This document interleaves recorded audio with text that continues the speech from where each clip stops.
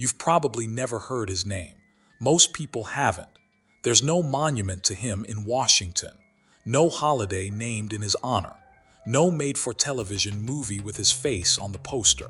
For most of his life, he lived quietly in a small apartment outside Moscow, tending a garden, accepting the occasional journalism award, and dying, as it turned out, almost completely alone, his death going unreported for months. To understand what Petrov faced that night, you have to understand the particular species of fear that defined 1983. This wasn't just a tense year in the Cold War. It was the year the Cold War came closest to becoming something else entirely. Something final. Ronald Reagan had deployed Pershing II ballistic missiles into West Germany, missiles capable of reaching Soviet targets in under 10 minutes, missiles that gave the USSR almost no reaction time whatsoever. The Soviet General Secretary, Yuri Andropov, was a dying man conducting foreign policy from a hospital bed and was convinced that Reagan was preparing a surprise nuclear first strike.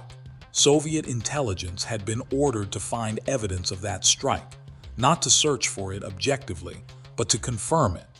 The system was primed to see an attack everywhere it looked. Just 25 days before Petrov's night, Soviet forces had shot down Korean Airlines Flight 7 after mistaking it for a U.S. reconnaissance aircraft, killing all 269 passengers aboard. The international response was volcanic. Reagan called it a massacre, and inside the Kremlin, the fear only deepened. Every Western condemnation read to Soviet leadership as another step toward war. The world was not merely tense. It was convinced on both sides of the Iron Curtain that something terrible was coming. The question was only when and who would move first. Stanislav Petrov was 44 years old that September. He was a duty officer, a software engineer by training, assigned to Serpukhov-15, a secret Soviet command bunker located about 60 miles south of Moscow. His job, on any given shift, was to monitor the OKO early warning satellite system. OKO was the Soviet equivalent of America's own nuclear detection network, a constellation of satellites designed to detect the heat signatures of ballistic missile launches from the United States. In theory, Petrov's job was straightforward. If the satellites detected a U.S. launch, he would confirm the alert, notify his superiors up the chain of command, and Soviet leadership would have the information they needed to authorize a retaliatory strike. The system was designed for speed. A first strike could arrive with as little as 15 minutes warning. Every second of deliberation was a second closer to being caught flat-footed. What the system was not designed for, what no one had fully accounted for, was being wrong. It was just after midnight local time. Petrov was at his post.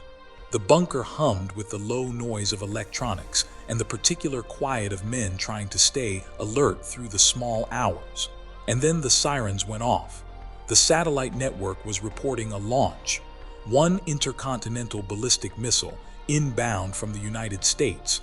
The system's confidence level, highest. The word that appeared on the screen, and this is the word that matters, was not warning. It was not caution. It was launch.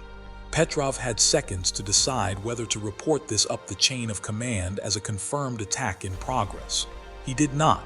He waited. He later said that something felt wrong.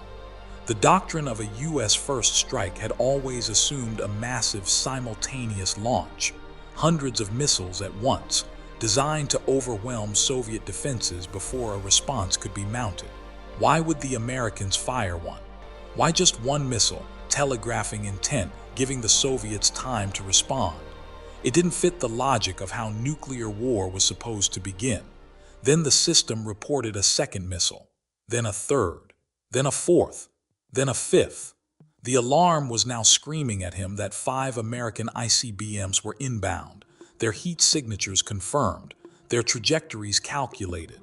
Here is what Petrov knew in that moment, and what made his choice almost unbearably difficult. He was not certain the alarm was false. He was not certain at all.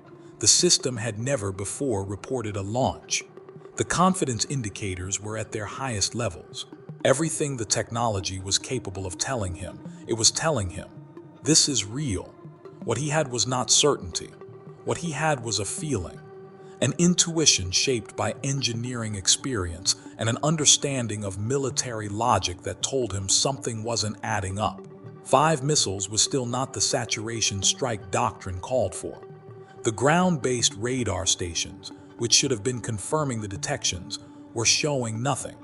The satellites were seeing something the radar wasn't seeing. He reported the alarm as a malfunction.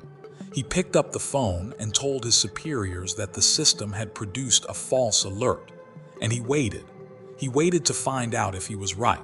He waited to find out if the next thing he heard was the distant thunder of incoming warheads or the eventual quiet sound of a night that had passed without catastrophe. He was right. It was a malfunction. The Oko satellites had been blinded by a rare alignment of sunlight, reflected off high-altitude clouds at precisely the angle required to mimic a missile launch signature. A failure mode so obscure that the system's designers had never anticipated it.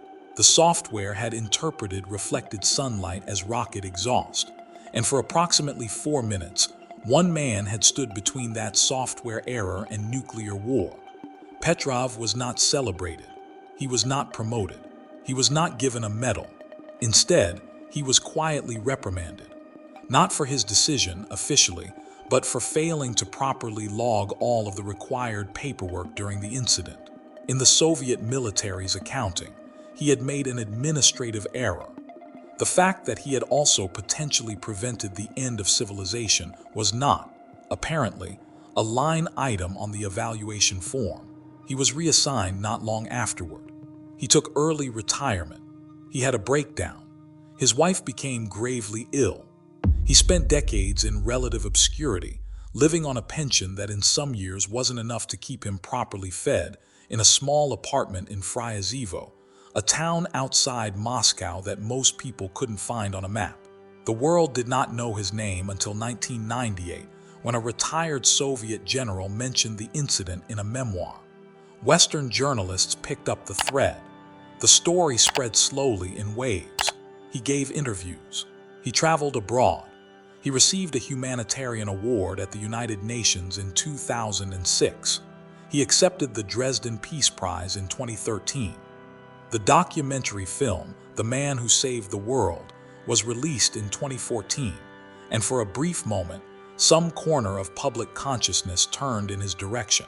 He died on May 19, 2017. He was 77 years old. His death was not announced for months. It was discovered in September of that year when a German journalist called his home to wish him a happy birthday and reached his son instead. Now hold that story next to the one you may have just learned about. Able Archer 83. The NATO war game that ran November 2nd through November 11th of that same year, 1983, just 5 weeks after Petrov's night.